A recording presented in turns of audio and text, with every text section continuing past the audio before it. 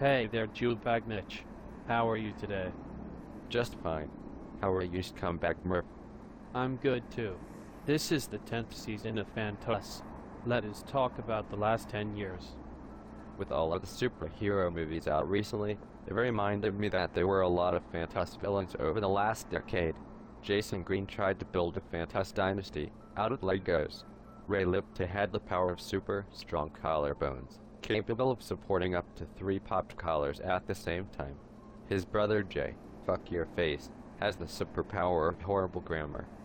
And who could forget the brothers Masinski, whose superpower is being functioning retards. Finally, there is Team Come Through, whose power is being so bad at Fantas, it makes Cody look like a genius. Now let's run down the league and do a team-by-team review. Speaking of Cody, let's start by reviewing his team first.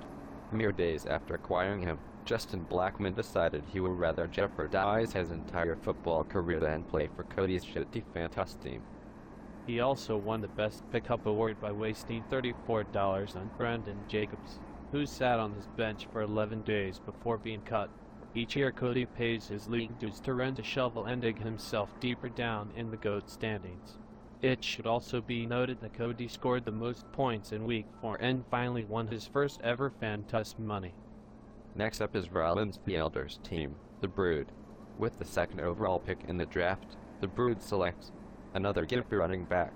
He kept his streak of first-round busts alive with a crippled C.J. Spiller. Kristen Michael was a solid DTM pick. Only Rollins would draft a guy in the 10th round and let him fester on his bench for the sole purpose of pissing me off. He scored the most points in the league this season and is entering the playoffs on a 5-game winning streak.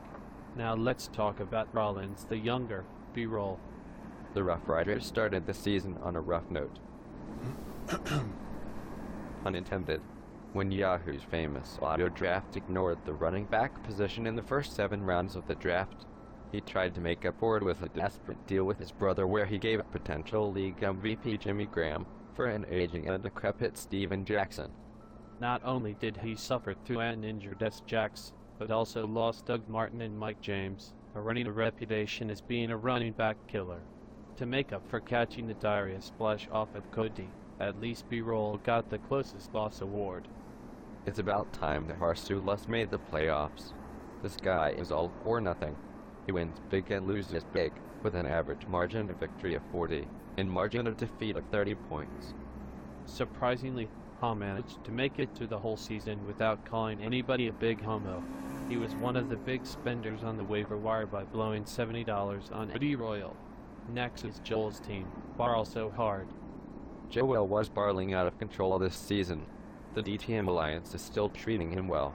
Despite losing his first 3 picks for at least 6 weeks each, he still has managed a respectable season. Having no elite running backs are really starting to wear on him. He lost 5 of the last 6 games. Moving on, George's team, the Randy Mosses felt the highs and lows of the waiver wire. He got Kendall Wright for a steal of $3, but wasted $32 on San Antonio Holmes, who only got him 3 whole points. George cemented his spot in the playoffs when he swindled Cody out of Demaryius Thomas, and Antonio Gates was seemingly rebuilt with spare parts in the offseason. What do you think of Ken's team, Wolfpack West? Ken's team is one of the worst teams I've ever seen. As Silky Johnson would say, his team is like Afghanistan. It is bombed out and depleted. Aaron Rodgers getting hurt didn't help things either. Cody should thank his lucky stars that Ken is here to keep him from finishing dead fucking last once again. Max Billion is an example of either extreme Fantas genius or extreme Fantas luck.